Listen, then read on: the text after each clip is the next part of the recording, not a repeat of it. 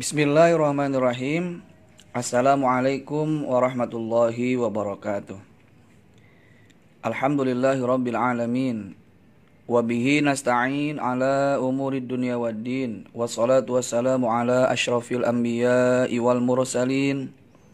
Sayyidina wa nabiyyina wa maulana Muhammadin sallallahu alaihi wasallam wa ala alihi wa sahbihi ajma'in, amma ba'd. Qala Allah ta'ala fi kitabihil karim wa huwa asdaqul qailin. A'udzu billahi samiil alimi minasyaitonir rajim. Bismillahirrahmanirrahim. Qalu subhanaka la ilma lana illa ma 'allamtana innaka antal alimul hakim. Qala rabbi syrah li sadri wa yassir li amri wahlul 'uqdatam min lisani yafqahu qawli. Allahumma iftah lana hikmataka wanshur 'alaina rahmataka ya dzal jalali wal ikram. Rabbi zidna ilma warzuqna fahma bi rahmatika ya arhamar rahimin. Sebelum mengawali pelajaran kita pada kesempatan kali ini, mari bersama-sama kita panjatkan puji dan syukur kehadirat Allah Subhanahu wa taala atas segala limpahan nikmat yang telah Allah berikan kepada kita semua. Alhamdulillah, kita semua masih diberikan kesempatan oleh Allah untuk dapat melaksanakan berbagai aktivitas, terutama aktivitas yang bersifat hablum minallah dan hablum minan nas. Oleh karena itu, tetaplah kita bersyukur kepada Allah Subhanahu wa taala, sehingga dengan rasa syukur itu Allah mengantarkan kita, menjadikan kita sebagai hamba-hambanya yang senantiasa pandai bersyukur. Salawat dan salam semoga senantiasa tercurah kepada baginda alam Nabi besar Muhammad sallallahu alaihi wasallam.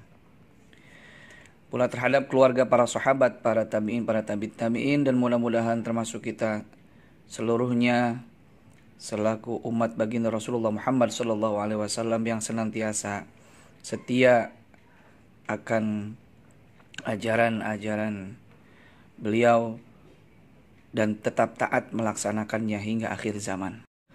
Anak-anakku kelas 9 MTSN 1 Bogor, Kota Bogor yang Abi cintai,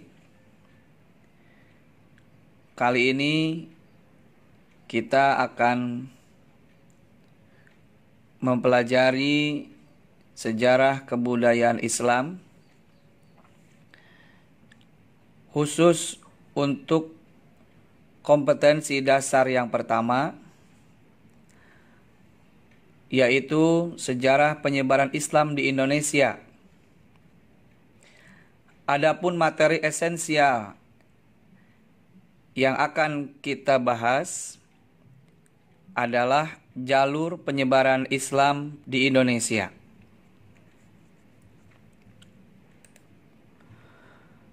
Menurut Dr. Uka Chandra Sasmita, beliau adalah seorang sejarawan dan ahli purbakala Indonesia yang lahir pada 8 Oktober 1930 di Kabupaten Kuningan, dan beliau wafat pada tanggal 22 Mei 2010, menyatakan bahwa jalur penyebaran Islam di Indonesia terbagi menjadi 6 bagian. Yang pertama, perdagangan. Yang kedua, pernikahan. Yang ketiga, pendidikan. Yang keempat, tasawuf. Yang kelima, kesenian. Dan yang terakhir adalah politik. Untuk penyebaran Islam yang pertama adalah melalui jalur perdagangan. Pada abad ke-7 sampai abad ke-16 Masehi, pedagang Muslim dari Arab, Persia, dan India yang datang ke Indonesia telah ikut ambil bagian dalam kegiatan perdagangan. Pedagang Muslim yang berdagang ke Indonesia makin lama makin banyak dan membuat sebuah pemukiman yang disebut Pekojan. Dari Pekojan inilah mereka berinteraksi dengan warga lokal sembari menyebarkan agama Islam.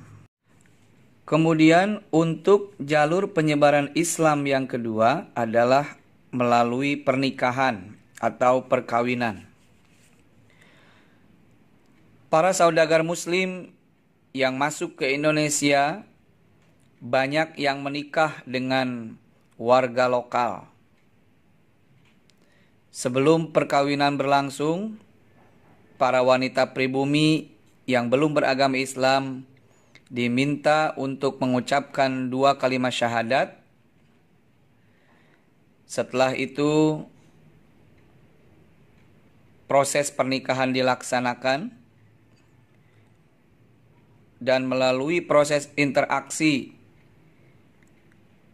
seperti pernikahan inilah penduduk pribumi lambat laun mengenal Islam dan ajaran Islam. Dengan interaksi tersebut, keluarga Muslim itu berkembang menjadi perkampungan Muslim, lalu lebih luas lagi menjadi masyarakat Muslim. Masyarakat Muslim inilah yang kemudian berkembang menjadi kerajaan Islam pada nantinya. Selanjutnya yang ketiga, penyebaran Islam melalui jalur pendidikan. Pendidikan merupakan tonggak utama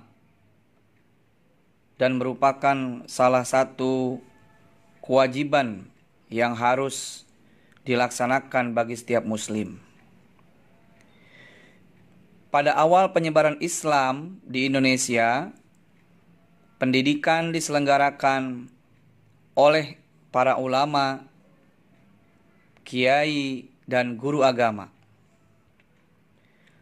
Mereka memberikan pendidikan berawal dari rumah, masjid, musola, atau tempat-tempat yang dijadikan sebagai wadah untuk belajar.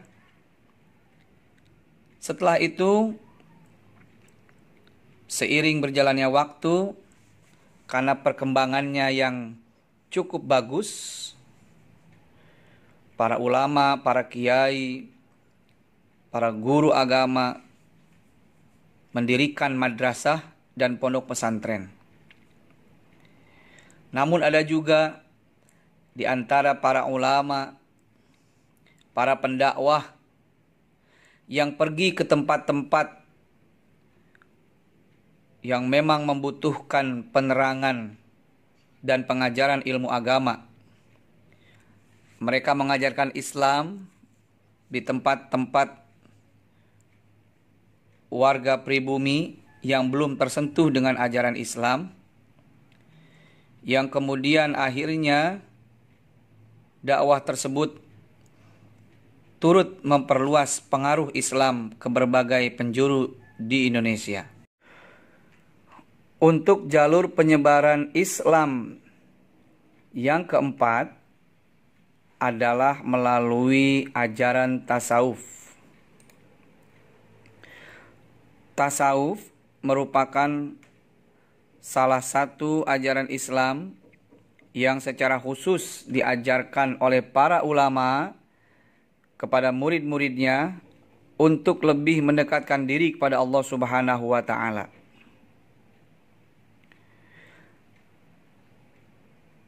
Dalam hal ini, para ahli tasawuf seringkali memberikan contoh atau teladan yang baik dalam kehidupan masyarakat. Karena itu sudah menjadi bagian dari gaya kehidupan mereka yang tidak pernah terlepas dari tuntunan syariat Allah Subhanahu wa taala. Mereka hidup bersama masyarakat dan mereka hidup secara sederhana, tidak mementingkan urusan dunia, bahkan lebih kepada urusan sosial yang dapat memberikan manfaat banyak bagi orang lain, serta urusan akhirat yang itu sangat jauh lebih penting sebagai bekal kehidupan yang abadi di masa yang akan datang. Adapun para ulama yang mengajarkan tasawuf di Indonesia, di antaranya adalah Syekh Ahmad Fansuri dari Aceh, kemudian ada Syekh Abdul Raub Asingkili, kemudian ada Syekh Lemah Abang dan Sunan Panggung di Jawa, serta masih banyak lagi ulama-ulama ahli tasawuf yang mengajarkan ajaran sufistik ini kepada masyarakat muslim di Indonesia, sehingga kehidupan bangsa Indonesia itu lebih bermoral. Untuk jalur penyebaran Islam yang kelima adalah melalui kesenian. Kesenian merupakan salah satu unsur kebudayaan, sehingga kesenian mengambil peran penting sebagai media penyebaran Islam melalui budaya. Adapun jenis kesenian yang dimaksud adalah seperti seni bangunan, seni pahat atau ukir, seni tari, musik, dan seni sastra.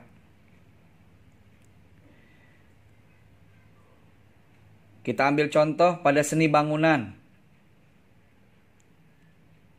Telah banyak didirikan masjid-masjid tempat peribadatan umat Islam pada saat itu, dan hingga kini masih ada, seperti Masjid Kuno Demak,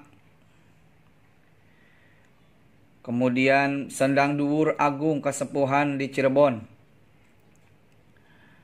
Masjid Agung Banten, Masjid Baitur Rahman di Aceh, dan masih banyak yang lainnya. Adapun contoh lain dalam seni adalah pertunjukan wayang, yang menurut riwayat pertunjukan wayang ini adalah salah satu media yang digunakan oleh Sunan Kalijaga untuk berdakwah di Pulau Jawa. Dan pertunjukan wayang ini sangat digemari oleh masyarakat. Melalui cerita-cerita perwayangan ini disisipkanlah ajaran-ajaran Islam. Dan biasanya pertunjukan wayang juga diiringi dengan seni gamelan. Dan ini lebih menarik perhatian masyarakat pada saat itu. Dan yang paling uniknya adalah saat mereka ingin menyaksikan pertunjukan wayang, maka satu tiket yang harus mereka miliki adalah mengucapkan 2 kalimat syahadat agar mereka bisa mengikuti pertunjukan wayang itu. Dengan demikian secara otomatis mereka sudah menyatakan diri masuk Islam. Subhanallah, luar biasa. Untuk jalur penyebaran Islam yang terakhir atau yang keenam, yaitu melalui politik. Secara politik, pengaruh kekuasaan raja sangat berperan besar dalam proses Islamisasi di Indonesia. Ketika seorang raja memeluk agama Islam, maka rakyat juga akan mengikuti jejak rajanya. Karena rakyat memiliki kepatuhan yang sangat tinggi, dan raja sebagai panutan bahkan menjadi tauladan bagi rakyatnya. Sebagai contoh, di Sulawesi Selatan dan Maluku, kebanyakan rakyatnya masuk Islam setelah rajanya memeluk agama Islam terlebih dahulu.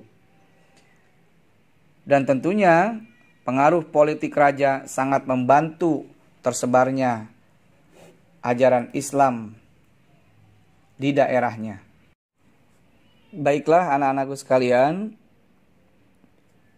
setelah Abi menjelaskan materi tentang jalur-jalur penyebaran Islam di Indonesia, maka Abi akan akhiri pembelajaran ini dengan penugasan. Dan penugasan ini silahkan kalian kerjakan. Dan jawabannya kalian tulis di buku sejarah kebudayaan Islam masing-masing dan nanti dikumpulkan saat kalian masuk ke madrasah. Adapun soal-soalnya adalah yang pertama, menurut kalian di antara 6 jalur penyebaran Islam di Indonesia, mana yang lebih efektif dan mudah diterima oleh masyarakat Indonesia? Jelaskan sertakan juga alasannya. Yang kedua, sebagai seorang pelajar muslim atau muslimah, bagaimana sikap kalian di era digital saat ini dalam upaya mempertahankan ajaran Islam dan mensyiarkannya? Dan yang terakhir, bagaimana cara kalian menyikapi perilaku seseorang yang memaksakan kehendak dalam urusan suatu agama? Anak-anakku sekalian yang Abi banggakan, demikian materi yang dapat Abi sampaikan. Semoga Allah Subhanahu wa taala memberikan ilmu yang bermanfaat buat kita semua, dan Abi ucapkan terima kasih atas segala perhatiannya. Mohon maaf apabila terdapat kekeliruan dan kealfaan. Dan mari sama-sama kita tutup pembelajaran kita dengan membaca doa kafaratul majlis. Subhanakallahumma wa bihamdika asyhadu an la ilaha illa anta astaghfiruka wa atubu ilaik. Terima kasih. Billahi taufiq wal hidayah. Wassalamualaikum warahmatullahi wabarakatuh.